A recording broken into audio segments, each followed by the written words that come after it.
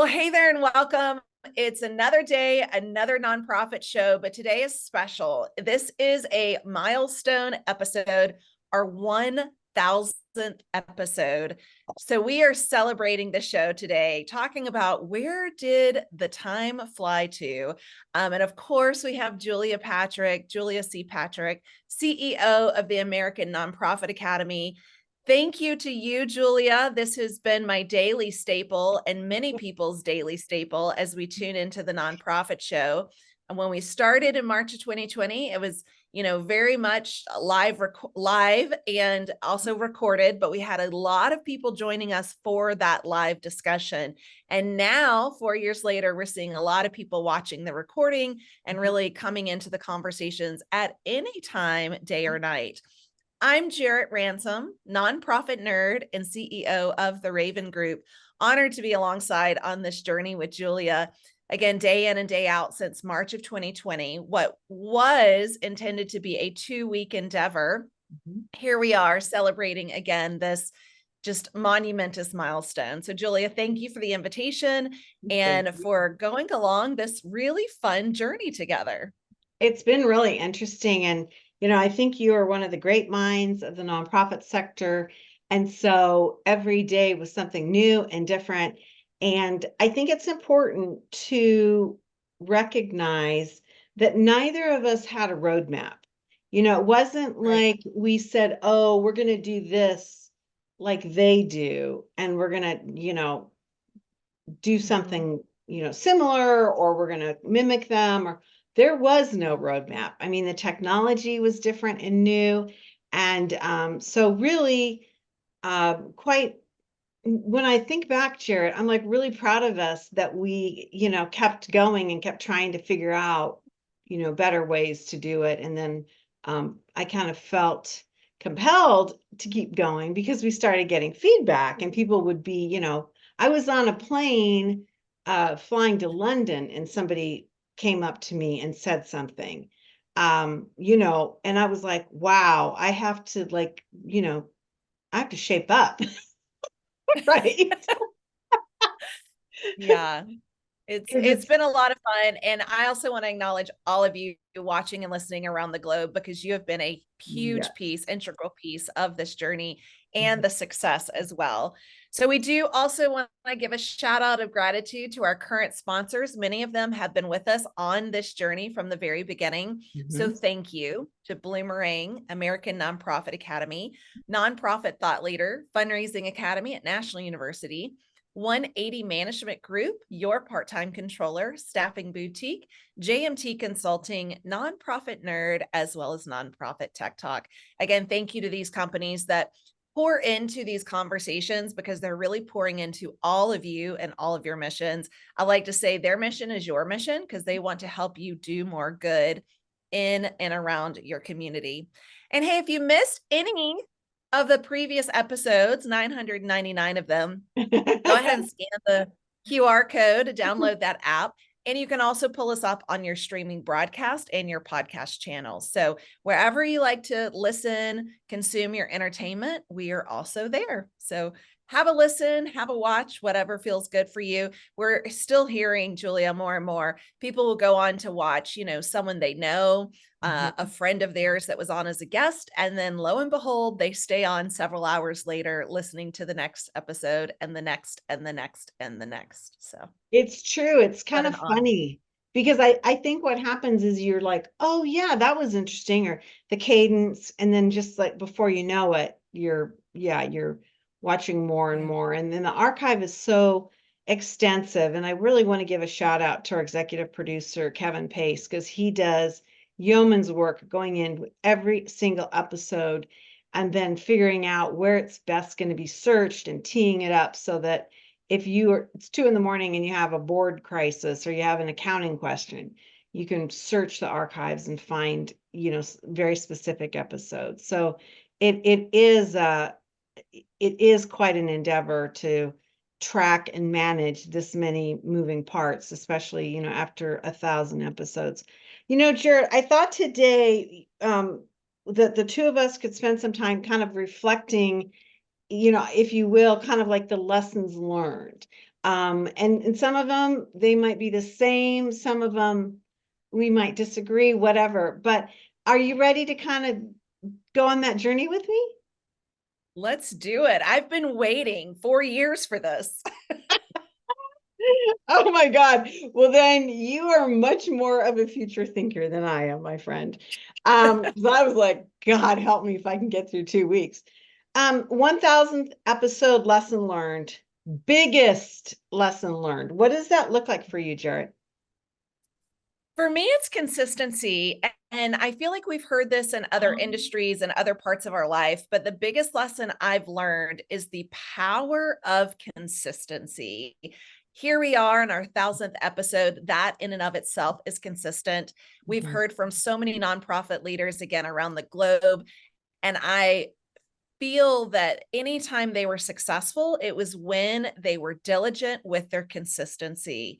And I see that with my clients that I work with as well, like creating a plan, sticking to it, regardless of what might get thrown your way, what wrenches come in, but really sticking to that plan, being consistent, because with consistency, there is a little bit, for me, I really appreciate this is what I can expect. This is the consistent behavior. This is the consistent action. And it might warrant a different, not consistent result than what you've done before with inconsistency. So it's really been fun to watch how some leaders have been very strict in their consistent efforts and what that has brought them. Mm-hmm.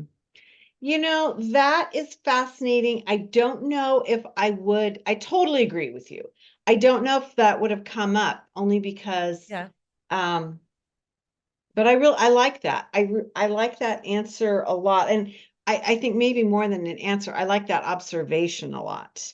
Because I think it's a powerful reminder that a lot of times we suffer fatigue internally, but we forget that there are 1.8 million nonprofits out there.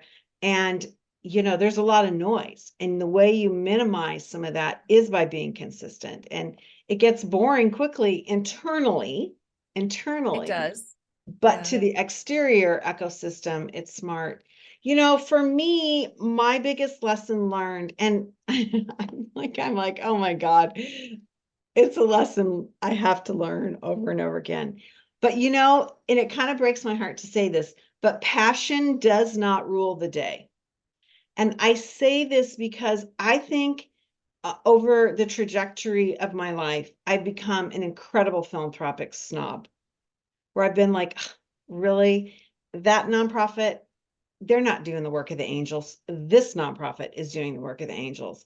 And so I minimize somebody's work because I think it's not really a valiant effort, right? It's a bias as to what I think should be going on in society.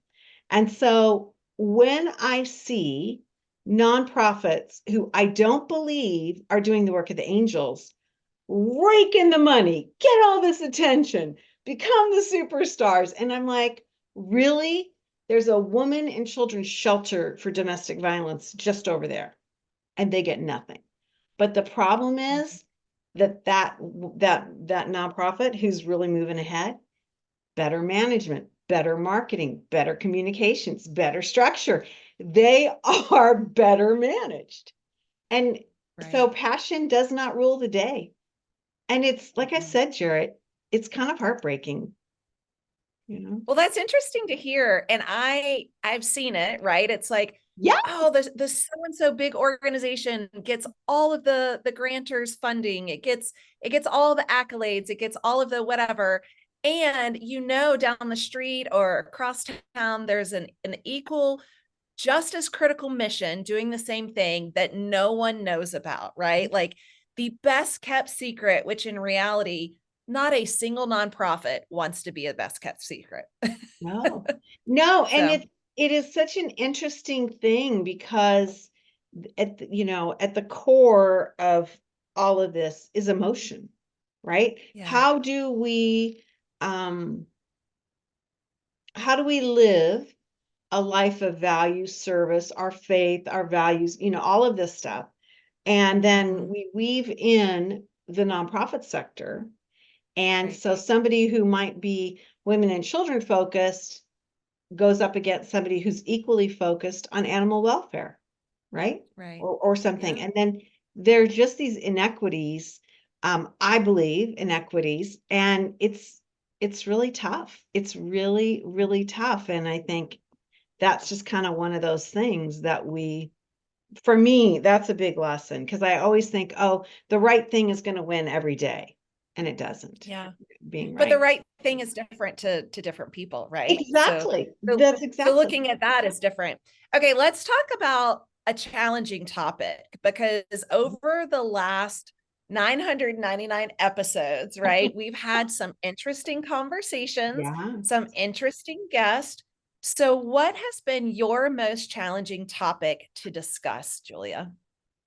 I think the biggest thing has been mindset and self-care, because I'm of a generation where you don't bring it to work. And there's this level, and I think it's mostly generational, that's like, and also because of being a female, I always struggled growing up being identified as a female, because it automatically dropped me below the men, right? I was in the first wave of women that went to a private men's college. I mean, you automatically saw all these different benefits and roles changed when you were identified as a female. And so the mindset of understanding how we navigate with authenticity. If you're having a bad day, I was raised that the minute you walk through that door, man, that day's great, right? You leave all that behind. And there's this new generation that's like, no, if I'm having a bad day, this is my authentic self, and I need to communicate that. I had this conversation with Rita Sorinen, a goddess of goddesses, CEO of the Dave Thomas Foundation for Adoption. And she and I are similar in age. And she said the exact same thing. She said, but she's done a better job at navigating it. Because she's like, when, female employees would come in and talk about their lives, she was like, are you kidding me? We don't talk about that, right? And she said, I've had to reevaluate how I perceive what is authentic leadership. So for me, that's been, and I'm sure, Jarrett, until I go into my little, box on the mantle, that will still be something that I struggle with, right? So I don't know. Yeah. Well, and I know I've pushed you out of your comfort zone too, because that is a huge one for me, showing up authentically, putting my mental health and wellness first, talking about it openly. So I love hearing from you that, you're working through and on, so much of that. For me, the most challenging discussion, or the topic to discuss over the last 4 years, we talk about pandemics, plural. And for me, I'm going to call out the social unrest, because that is still going on in our society. And we still have leaders in our social profit sector that are not supporting people of color, a different justice, right? Like, we're still not quite behind the whole equity. And there are so many individuals that bring their lived experiences into the sector, yet we are still often run and managed by this white superior complex. That has been the hardest for me. I learned that antiracism was a thing during the last 4 years. For me, I just thought, oh, I'm not racist. And that was the end of my journey. But learning to be anti-racist and learning to lean into a deeper understanding, for me, that's why I say, like, one, we all have so much work to do. I have so much work to do, and I choose to lean into that space. It's not always comfortable, but it is a space that I am working to get better educated and informed on. So my friends around the globe, you're doing a fantastic job. And I'm also taking it upon myself, of course, to lean into that, because I do feel that I have privilege, but I have the commitment and the obligation to my community and to my friends to stand up and to use my voice in these opportunities. So I love that. I think that's amazing. And I think it is, we talk about the DEI component of impact and how it makes such improvements, right? It actually is something that it makes us stronger when we look at that concept and construct. And yet we have to back up and start bringing people along to the realization that this is something that will ultimately help us, right? And it's still something that is so, so difficult. So yeah, that's it's lovely. difficult, and people are like, nope, let's not talk about it. Let's just Right. cover our eyes, it'll go away. And it's not. And so I'm still here on a mission to bring that up. Okay, we'll move forward because I'm looking at the clock, Julia, I and know. just like every episode, it's going by very quickly. I know. Geez, Louise, I thought the same thing. Okay, where is opportunity found? What do you say, Jarrett Ransom, nonprofit nerd? This is a fun one for me because I could answer this in many ways, but I'm going to get back to basics. I do believe opportunity is found when we get back to basics, we map out our procedures, our processes, and integrate new systems, technology, and processes, right? So let's strip everything down. Let's be opportunistic in the basic of everything. And then let's build out again where we are today for the systems that we have accessible, because look at AI and just technology in general, Julia, over the last 4 years, the advancement in technology. So I do think there's tons of opportunity. We can get back to basics and then start to build out a new system and process for effective management. Yeah, I love that. I think you're absolutely right. And I think with, how if we ever needed an illustration of how vital the nonprofits are in our society, locally and globally, it's been the pandemics, right? Because the nonprofits Absolutely. have been on the front line. So you are right. I think that's really brilliant. And I think, you've said it best, the positive aspect of disruption.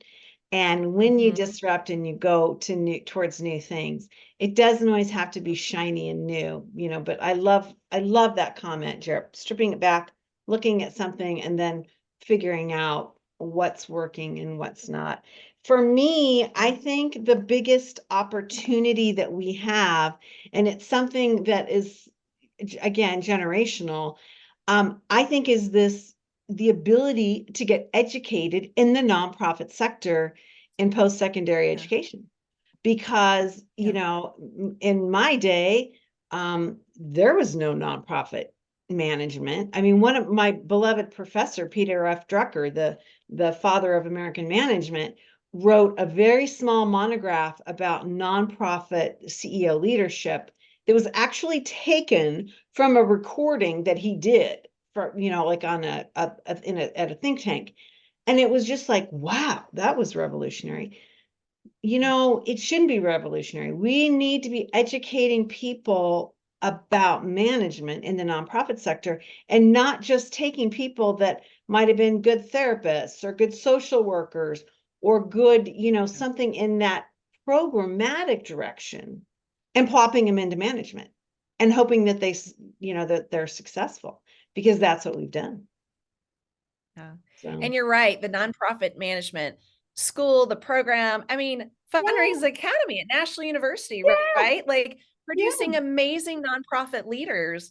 So I also was of that time frame, or maybe I was just completely unaware. I did marketing and communication because I was really unaware of nonprofits at that time. But my internship in that marketing communications program led me to nonprofits. And we are grateful. We are totally grateful. Thank you. So It's been now, fun. as we finish up, and we only have a short period of time, what do you think moving forward is going to look like? Because, we always tease our guests, okay, get out the crystal ball, tell us what, but now Yeah. What are you seeing or what are you thinking about?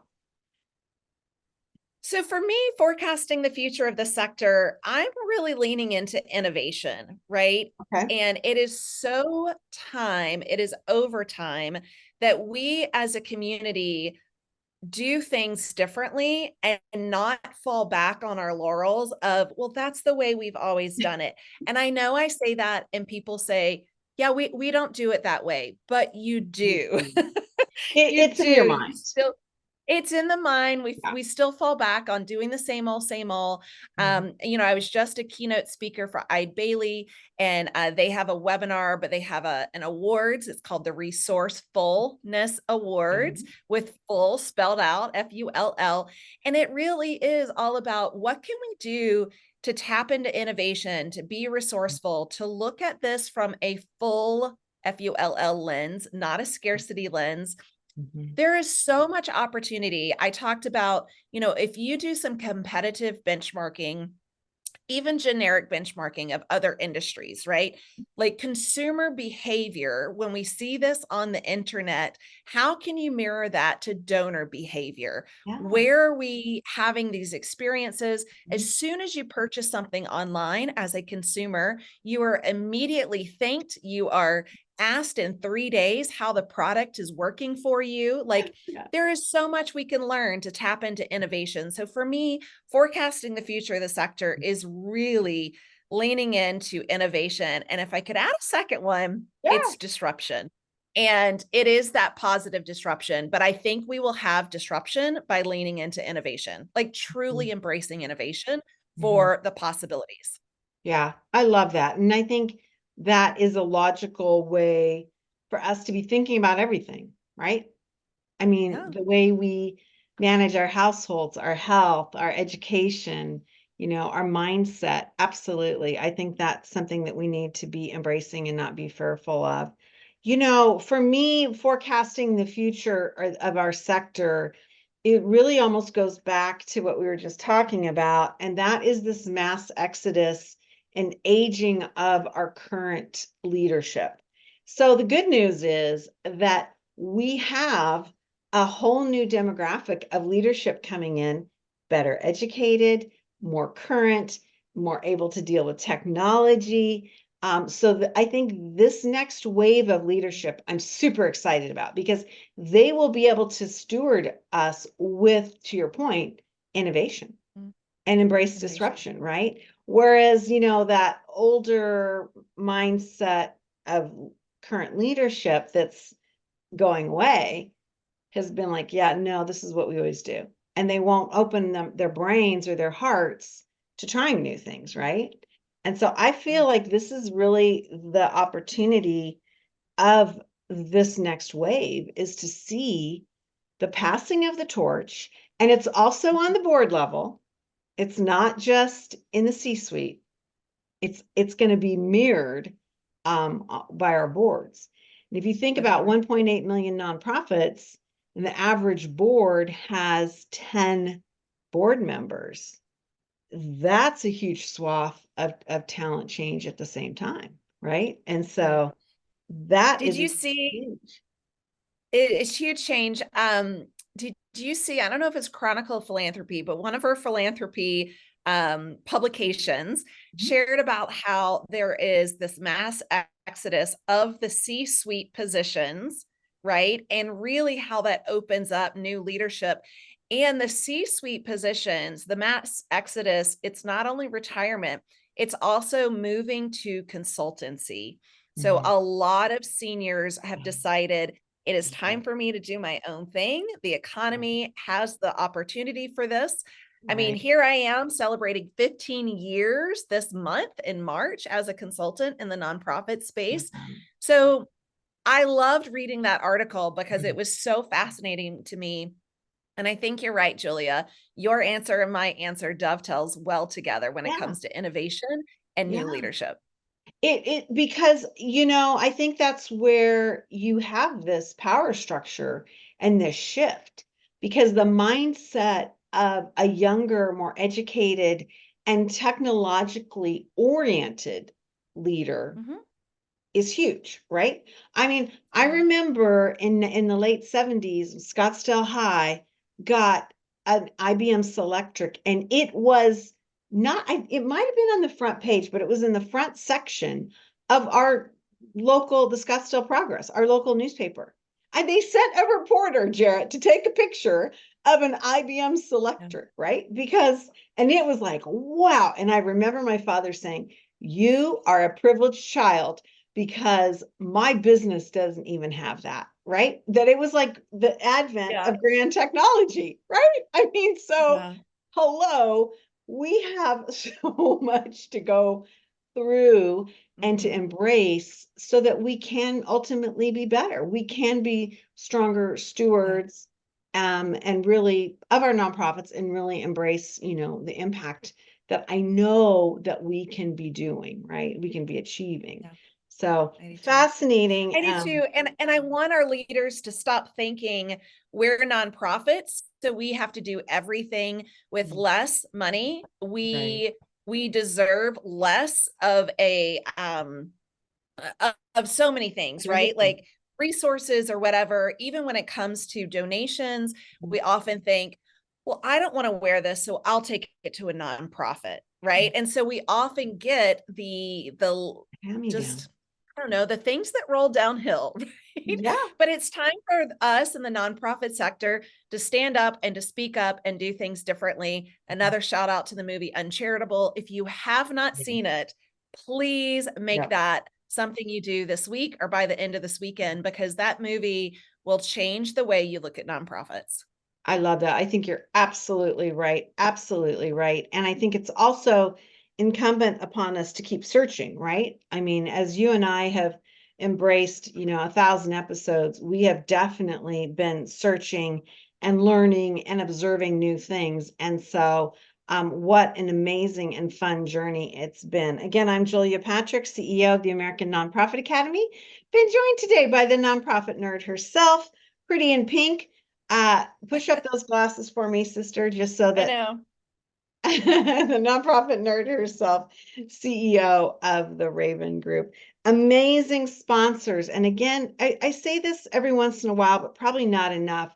And it's really important to recognize that our sponsors, as Jarrett mentioned at the top of the show, most of them have been with us from the get-go, but they do not influence what we talk about. You know, they never edit what the direction, the editorial direction is.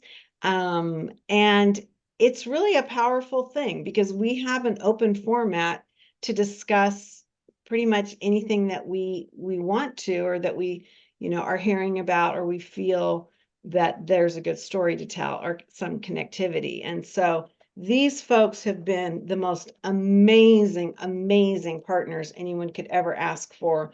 Bloomerang, American Nonprofit Academy, Nonprofit Thought Leader, Staffing Boutique. Katie Warnick called me out of the blue from New York City and said, how do I get on this show? And I was like, what? I mean, your part-time controller, Eric Frank, the CEO of this amazing organization, took his finger and rolled it around the screen and said, how do I get my logo on there? And it changed our world because we realized that we could sell sponsorships. 180 Management Group, one of our new partners, who is really, really interesting and has all sorts of new ideas. They are a consulting and coaching consultancy, amazing. Fundraising Academy at National University. Oh my gosh, again, we had these amazing relationships that just fell from the sky. I should say fell from Zoom, Jarrett, because that's the world that we were working in. And I want to definitely shout out Tony Bell, who came to us is again right in the very beginning, and he is stewarded by Pearl Hoagland and Faith Martin and all of the amazing trainers that we have moving forward with us. JMT Consulting, a new group there involved in fintech, again led by Jacqueline Tizo, who's just fascinating, and she'll be on shortly. Again, the nonprofit nerd herself, as well as Nonprofit Tech Talk. So we have phenomenal gratitude for the people that have allowed us this conversation and who have gotten us here. It has not always been easy. There are a lot of new and exciting changes on the horizon. And so stick with us. Who knows where we'll be for the 2000th episode? That's right. What a fun journey. Thank you, Julia. Thank you. Thank you. Well, as we end every episode, what do we like to say, Jarrett? We like to remind all of you and ourselves to stay well so you can do well. Thanks for joining us for this milestone episode. We'll see you back tomorrow.